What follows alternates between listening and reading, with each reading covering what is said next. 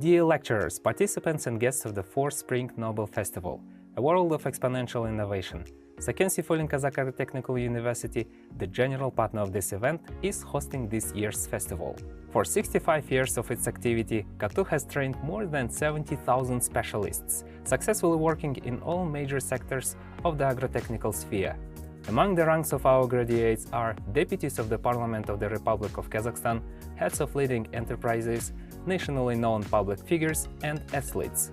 Today, our university is one of the leaders of the national higher education on the national rating of the demand for higher education institutions of Kazakhstan, from the IAAR on the quality of educational programs. And also, KATU is the base university for digitalization of agricultural production in Kazakhstan. Our partners include more than 160 world-renowned leading research universities and research centers. Among them are the University of California at Davis, which is the second highest institution in the world of the agricultural industry, Agro-Polytech University in Europe, and many others. Today, KATU has started a dual diploma education in 3 specialties jointly with the University of Milan in Italy, which gives our graduates the opportunity to receive diplomas from 2 countries. Our university offers the opportunity to study at bachelor's, master's, and doctorates. Currently, the number of students exceeds 12,000, of whom 70% are studying under the state grants.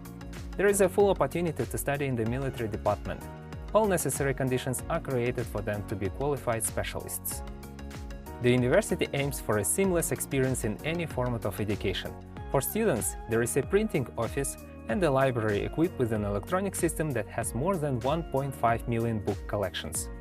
As Kazakhstan's leading university in the agricultural sector, we are speakers at the session of the Spring Festival represented by the chairman of the board of KATU, PhD in economics, Kairat Kaparovich Aytuganov.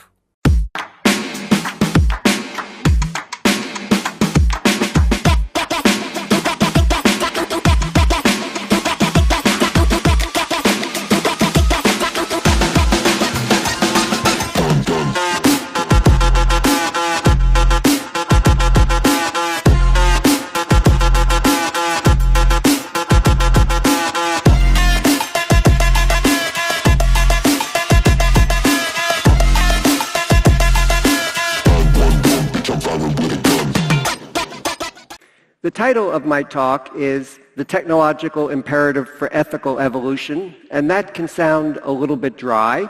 So I should tell you, I was tempted to make the subtitle, How I Screwed Up and How to Avoid It. And that's what you're going to hear tonight. So first, a caveat. I'm an American, and I'm going to speak primarily from that perspective. But the issues that I'll address are universal. And I encourage those of you from other nations to think about what you can do in your own communities, and we'll briefly touch on that toward the end of the talk. But first, some water. Secondly, a note. I've written up this talk, and it will be made available on the Lindau Foundation media website, and so if you just ask how you can get it. And it has links both to a PDF of the book my wife and I wrote, so you don't even have to buy it, and to a few other things that will be very relevant to tonight. Well, the Manhattan Project, which made the first nuclear weapons, transformed what had been a purely moral concern, ethical decision-making, into one that was of utmost practicality, essential for the survival of civilization. And that's because, for the first time, it created the possibility for humanity to destroy itself. That's why the talk's called The Technological Imperative. It's necessary for ethical evolution. And while I won't be talking much about physics, it really relates to physics. Because if even all you want to do is to advance our understanding of physics, which is the goal of this conference, if there's a nuclear war, our understanding of physics will come to an abrupt halt, if not be erased entirely. That risk to both civilization and physics is increased by the potential for a catastrophic environmental crisis, such as extreme climate change, as well as advances taking place in cyber technology, genetic engineering, artificial intelligence, and other areas. All of those threats make it essential that society progress in its ethical development.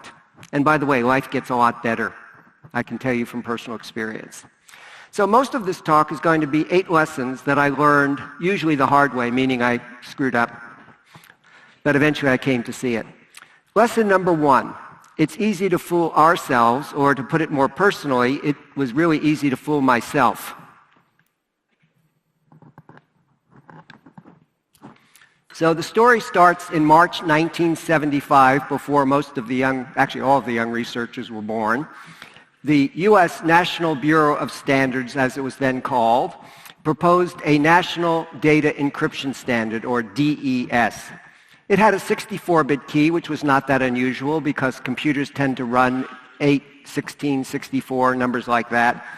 But more careful observation showed that one of the first things the algorithm did was to throw away 8 of the 64 bits, leaving only 56. So that meant there were 2 to the 56 keys. For the non-technical people, forget that last thing. It meant there were 100,000 million keys, which at first sounds impossible to search. But Whit Diffie, who Bill Phillips mentioned, and I estimated that even in 1975, an LSI chip, because that was the technology of the time, could be built to search 1 million keys per second. Since they cost about $10 each, you could buy, if you're NSA, the American National Security Agency, you could buy 1 million of them. You're now searching 1 million keys per second.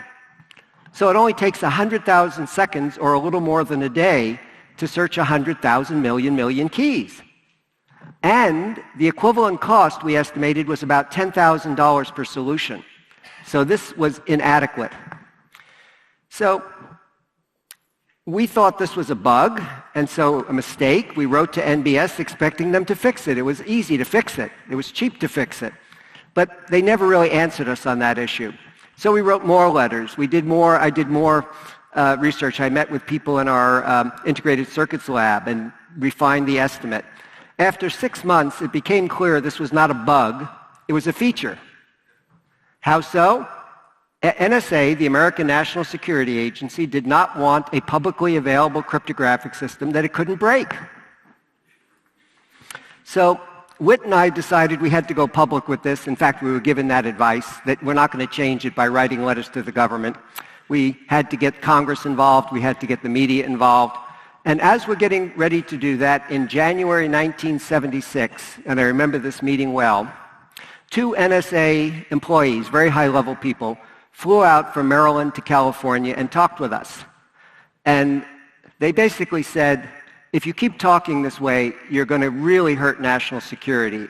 If I remember, their exact words were, you're going to cause grave harm to national security. So I went home to figure out the right thing to do, the ethical thing to do.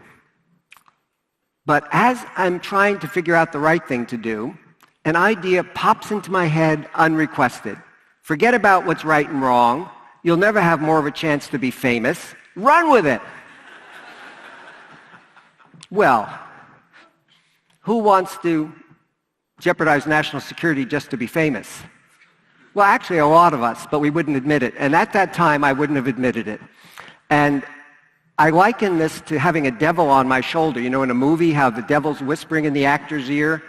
And I thought I brushed him off my shoulder, but 5 years later, I realized that I fooled myself. So that's the first lesson. It's easy to fool ourselves. How did I come to that realization? I was watching a documentary called The Day After Trinity. Trinity was the code name for the test site in the New Mexico desert where the first atomic explosion took place. And in this documentary, a number of the scientists, mostly physicists, who had worked on the Manhattan Project were asked, why did you work on this horrible weapon of mass destruction that killed hundreds of thousands of men, women, and children? They all had the same answer. Hitler. If he got the bomb first, it would be 1,000 years of dark ages. And fission had been discovered in Germany. We had to work on the bomb. Well, the interviewer comes back to each of those scientists and asks them later in the documentary, when Hitler was defeated and Japan's our only enemy, why did you keep working? Their faces fall, they have no idea why. And I can't be sure, but what I believe happened is that they had fooled themselves just the way I had fooled myself. They had other reasons besides the socially acceptable one that came to consciousness. And in fact, Robert Wilson, the first director of Fermilab, said, and I transcribed this from the video, "In terms of everything I believed in before, during, and after the war, I cannot understand why I did not walk away from Los Alamos. But it simply was not in the air. Our life was directed to do one thing, and we as automatons were doing it." So watching The Day After Trinity, I realized that I'd fooled myself, and I vowed never to do that again. But that was easier said than done, as lesson number 2 will show. Lesson number 2, the value of outside help. So after watching that documentary, 5 years later, I was confronted with another major ethical decision and worried I might be fooling myself again. What had happened? Some of you may have heard of the RSA algorithm, named for Ravesh Shamir and Adelman at MIT. It did, in a better way, what Witt and I had proposed in our paper, and they also won the Turing Award for that work. In their paper, they credit Witt and me with inventing public key cryptography. When we asked them to pay royalties on our patents, that was a different matter. They sold their company for $250 million. We made almost nothing. I was not happy with RSA. Now, we're good friends now, but that's a whole other story. While I'm angry at them, roughly 5 years after I've vowed I'll never fool myself again, a man who was the CEO of a startup company in Silicon Valley comes to me. Lou Morris was his name, and he used very colorful language, so forgive me. What he said to me was, "Help me get an exclusive license from Stanford to your patents, and I promise you we'll get those RSA bastards by the balls." So it seemed to me that going with Lou Morris's offer made good sense from a business point of view, in which case I should do it. But I was worried that I was so emotionally involved in this fight that I might be fooling myself again. So what did I do? I went to my wife, Dorothy, who's in the audience tonight, and I explained my conundrum, and she came up with a brilliant solution that I missed because I was so emotionally involved. She said, "The director of technology licensing at Stanford has the same business interests as you do, but he's not emotionally involved in this issue. Let him make the decision." I went to him, and he said, "Of course we go with Lou Morris's offer. It's the same decision I would have made on my own, but this way I can be sure I didn't fool myself." So lesson 2, the value of getting outside help. Lesson number 3 sounds like a throwaway. Friends are better than enemies. Well, who would disagree with that? And yet, how many people do the hard work to try to turn an enemy into a friend? In the paper, I have 2 stories. I only have time here for one. And this is really nice because it was Admiral Inman, who was director of NSA, who deserves the credit for starting the process, not me, so you can believe it. In 1978, so 2 years after that meeting where I had the devil on my shoulder afterward, I get a call from the director's office at NSA. Admiral Inman, the director, will be in California, and he would like to meet with you. Are you willing to meet with him? I jumped at the opportunity. Up to that point, NSA and I were fighting it out in the press, never directly.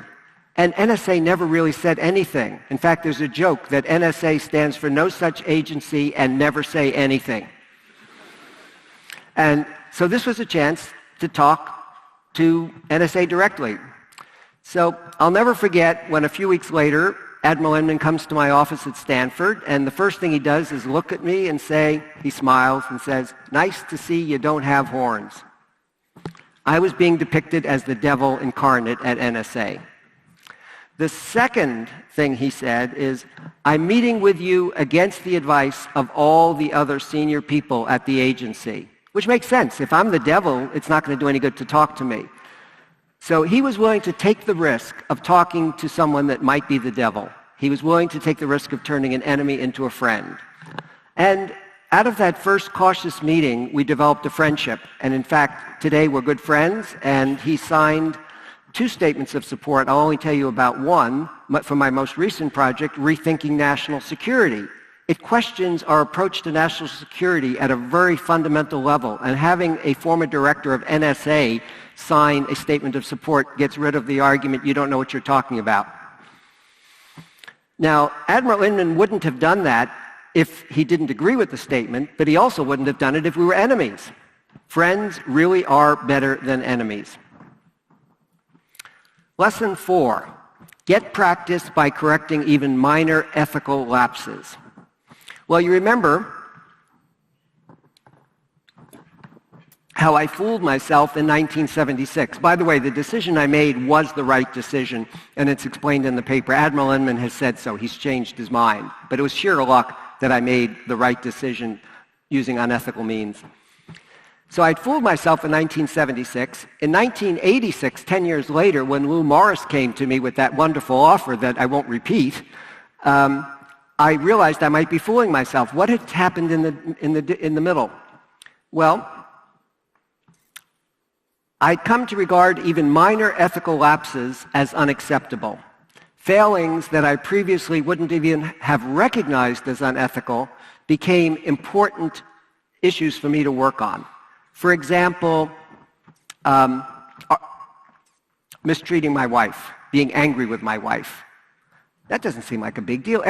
Almost everybody does that. But I had vowed when we had our wedding vows, I had vowed to love this woman through good times and bad. I was not loving her through the good times. And so what happened is, by getting practice, I was confronted daily with opportunities to become more ethical in my personal relationship, my relationships at work. That's how I got the practice, so that I recognized in 1986 that I might be fooling myself. The big ethical decisions come too infrequently for us to become proficient. I mean, how often do you get a decision like you may cause grave harm to national security, or you could really hurt some people that you feel have hurt you at the time? Lesson 5, ethics is an evolutionary process. We tend to think of ethical decision-making as static. However we do it now is the right way. But it's easy to see if you look back over time that it's dynamic, it evolves over time. Thomas Jefferson was highly ethical by the standards of 200 or 250 years ago. Today, he'd be in jail for owning human beings.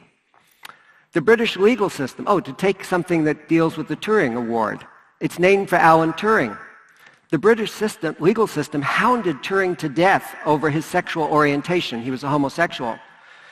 And they were enforcing the ethical standards of the 1950s in Britain and in the United States, by the way. So ethical standards really do change. It's easy to see unethical behavior in the past. It's much harder to see it right now. And that's what we need to do to accelerate our ethical evolution. So how can we do that? Apply the scientific spirit. Defined as follows by a key mentor of mine. He defined the scientific spirit as a zealous search for the truth. I love that word, zealous search for the truth, with a ruthless disregard for commonly held beliefs when contradicted by observations. That's how we do science. Why don't we do foreign policy and military policy and decide when to go to war or when we made a mistake in war that way? So what might we investigate if we undertook any search for the truth, much less a zealous one, beyond the usual boundaries of science? Well, I'll propose 3. You can come up with a lot more on your own.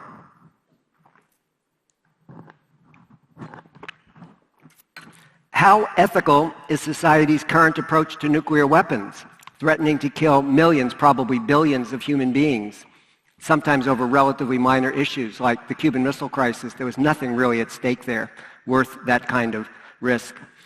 How risky is nuclear deterrence, which I'll get into in a little bit. It's actually a lot riskier than society realizes. Which recent wars have been ethical? Which have had their intended result? Which have backfired? I've studied these and I've concluded that all of them have backfired and hurt our national security, yet we keep doing the same wrong thing, killing people in the process. How ethical is society's current response to climate change? Are our actions, especially in the United States these days, consistent with the costs, the risks, and the uncertainties? There are uncertainties, but there are also risks, and we need to weigh those carefully. And it's my position that if we studied them, we would be much more proactive.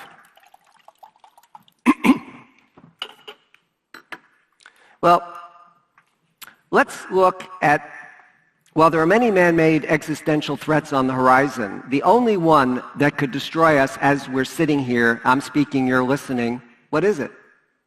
Nuclear war. Climate change is a problem, but it's longer term. This could happen right as we're talking. So I'm going to focus on that for demonstrating lesson 6, but the others apply just as well. So how great is the risk? Society acts as if the risk were minimal. But there's a very easy way to see that the risk is probably highly unacceptable. To an order of magnitude, which most of you understand, but there are a few non-technical people, so I'll explain, that just means to the nearest power of 10. 1, 10, 100, 1,000. We'd round 20 to 10, we'd round 50 to 100, very approximately. How many years do you think we can go on our current path with presidents like Trump and Obama and Bush and so on, and Cuban Missile Crises every 50 to 100 years, and Georgian wars and Ukrainian wars, and a whole bunch of other things I don't have time to tell you about that you never heard of? Even without knowing all that other stuff, almost everyone sees 10 years as too short an expected time horizon. Well, it could happen, but it's not likely to happen in the next 10 years. I jump over 100 and almost everyone sees 1,000 years as too long. What does that leave as the only order of magnitude estimate? 100 years. That's 1% a year, 10% a decade, worse than even odds over the lifetime, roughly 80 to 90 years, of a child born today in the developed world. And many of the young researchers have about 50-50 odds. And so, in fact, someone was saying, why are there so many older people in the audience tonight and so few young people? You actually have more at stake. Well, probabilities are fine for a technical audience, but I'll give you another way of explaining it that it works for anybody. Oh, so let's see. I'm going to go to this slide. Imagine a man wearing a TNT vest came into the auditorium and sat down near you. And he told you, there's no need to leave. Just keep enjoying the lecture. I'm not a suicide bomber. I don't have the button for setting this off. There are 2 buttons in very safe hands. One's in Washington with President Trump. Just relax. He's very cautious. Nothing to worry about. And the other is in Moscow with President Putin. And he says, yeah, I know there are buttons in Paris and London and Beijing and a few other cities, including Pyongyang, small one.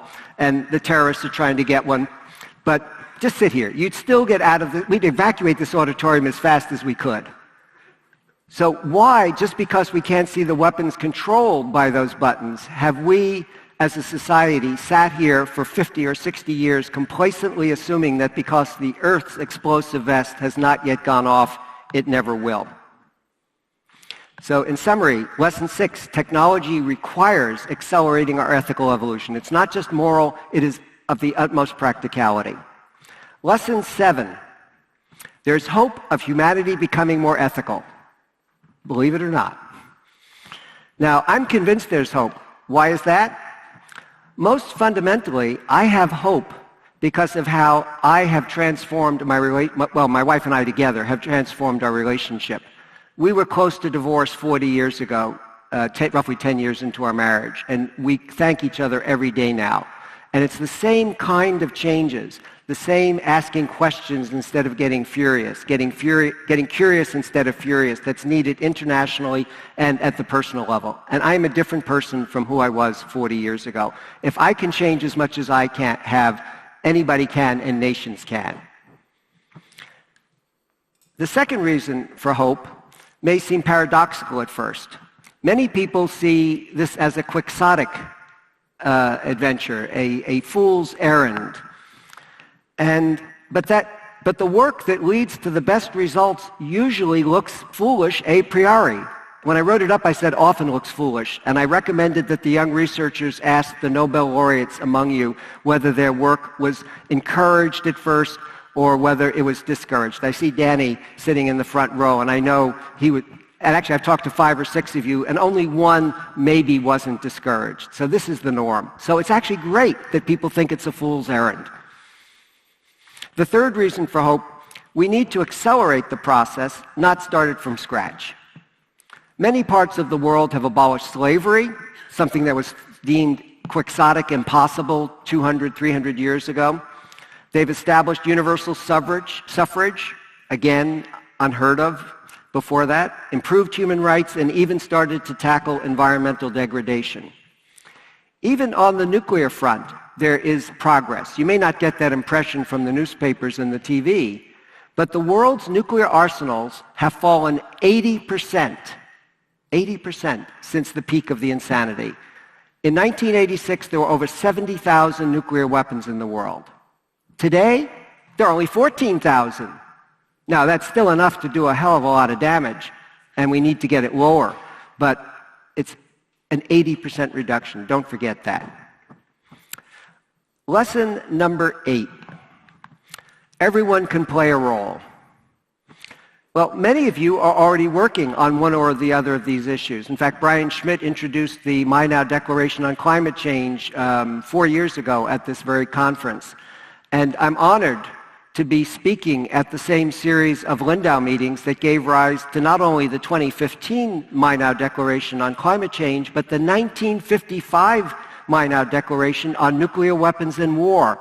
In my paper, the written paper, which is a PDF, there's a link where you can read both declarations. They're short. I really encourage you to read them. And in many ways, the talk I'm giving tonight can be viewed as just seconding those two My Now declarations.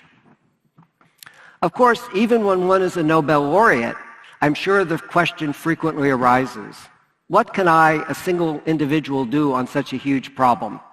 I know that because I have a good friend who's an American congressman, even more powerful in a way for changing these things than a Nobel laureate. And he says the same thing to me. I'm one of 435.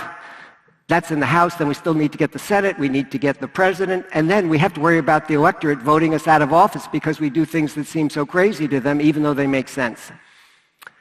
No one person can solve this problem, not even a Nobel laureate or a U.S. congressman. But if enough of us move things just a little bit, all together, we can move things a lot, change the state of the world, and make new possibilities possible. The most effective thing we can do depends on the issue. For example, climate change has significant public awareness, so there are candidates like Jay Inslee, the governor of Washington State, he's running for the American presidency, who's made that his prime focus. You can support him if you think that's really important, and actually I have. Nuclear risk, on the other hand, is underappreciated, and none of the candidates for U.S. presidency have said they're making nuclear weapons an issue, and I don't encourage them to because they're not going to get any votes that way. But what we need to do is to raise awareness. The risk, remember, is roughly 1% per year, if you agree with what I said before. Horrendous. Raise awareness, and then we can start to do things. I talk about nuclear risk with ordinary people I meet, as well as members of my government, and at talks like this. Whether you talk to members of your government, which is much more likely for the Nobel laureates among you, or whether you use social media and talk to the general public, like the young researchers are more likely to do, because, by the way, I don't understand social media. You guys do. You still will have an impact, and you cannot know ahead of time, as the following example illustrates. But this happened just 3 months ago, but it's the best example of the value of talk. A friend and a colleague of mine was at a dinner on a totally unrelated subject, and his table mate says, "So what do you work on?" My friend told him, "Well, I'm working on rethinking national security, the project he and I are working on." He gave him what we call the elevator pitch in Silicon Valley, the 30-second summary. And it goes like this. In 1945, at the end of World War II, the United States was totally secure. Nobody could touch us. We've spent trillions of dollars since then, trillions upon trillions of dollars, to improve our national security. And what has been the result? A nation that could be destroyed in under an hour. Something went really, really wrong. And in mathematics, you know, we call that a reductio ad absurdum, and it means that there's at least one assumption which is off. So my report on rethinking national security, there's also a link to that in the paper, lists a dozen such assumptions that are taken for granted but are highly questionable as soon as you think about them.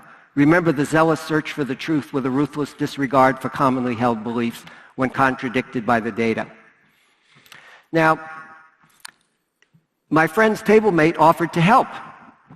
As we talked, the three of us, we learned that the table mate was good friends with a very influential American congressman, more so than the guy I'd mentioned before, who's my friend.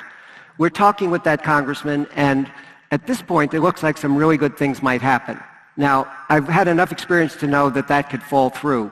But if it does, like the fool that I am, I'll be up here again trying something different next year. But that shows the value of talk. In fact, a man who holds the rank of ambassador and is working with us on this, and he was the number 2 man at the START nuclear arms control talks, had been questioning whether talking could really do anything. And when he heard about this, he said, I changed my mind. He sees the value of talk. Now, it helped that there are prominent supporters of that statement, including Admiral Inman, who I mentioned before, and 4 Nobel laureates. Several of you here today, in fact. 2 of you, I think. And I hope that some of the others of you may want to join and do that. I have an international version of the statement, by the way, which is not yet public because they don't have enough people on it. Now, my colleague and I talked to many people, increasing the odds of such a payoff, like meeting this influential congressman. I hope this talk might have some of that result, too. The laureates among you often have access to people like that influential congressman. The young researchers understand social media far better than a dinosaur like me. But what if you're a citizen of a non-nuclear nation, as many of you are? Well, I actually believe the non-nuclear nations can play a leading role, and in fact already have played a leading role. ICANN, the international campaign to abolish nuclear weapons, won the 2017 Nobel Peace Prize, and the treaty that they put forth was approved by the General Assembly of the UN, not the Security Council, with absolutely zero support from the nuclear weapon states. The non-nuclear states took the lead. If any nation treated that issue with the respect it deserves, it would be a game changer. Today, even the nations that make it a priority do not make it a top priority. If they did and treated it as the highly risky existential threat that it is, it would make a huge difference. So, in conclusion, I've talked mostly about evolving our thinking about nuclear weapons because I'm convinced that's the greatest threat. You may think differently, but that's okay. It doesn't matter what we work on. But it's also the one I studied most deeply. But most of the ideas in today's talk carry over to climate change and the other threats that we face. All 8 lessons for ethical evolution also apply to interpersonal relationships. That's where I first got started with my wife, and that's where I still see the most immediate benefits. I can't tell you any nuclear weapon that I got rid of, but I can tell you that I stopped fighting with my wife, and my life is a hell of a lot better. I appreciate what many of you are already doing to build a better world, a more ethical world, whether it's with respect to nuclear weapons, climate change, cyber threats, genetic engineering, or just building a more loving home or a more harmonious workplace. I'm going to close with a lesson that I learned from that same mentor I mentioned before. He said, there are 2 hypotheses. The nobler hypothesis, the better hypothesis, is that human beings are capable of the radical changes needed for survival in the nuclear age. He died in the 1980s. He was born in the 1890s, so he didn't know about climate change. He would have added that now, too. So that's the nobler hypothesis. We're capable. The other hypothesis is that we're doomed. And what he said is, if we accept the less noble hypothesis, we're doomed even if we had the capacity to change, because we won't be motivated. We won't think we can do it. If we accept the nobler hypothesis, he said, the worst that happens is we go down fighting. And the best that happens is we succeed and we build a world that we can be proud to pass on to future generations. So he concluded by saying, why not assume the nobler hypothesis? Thank you.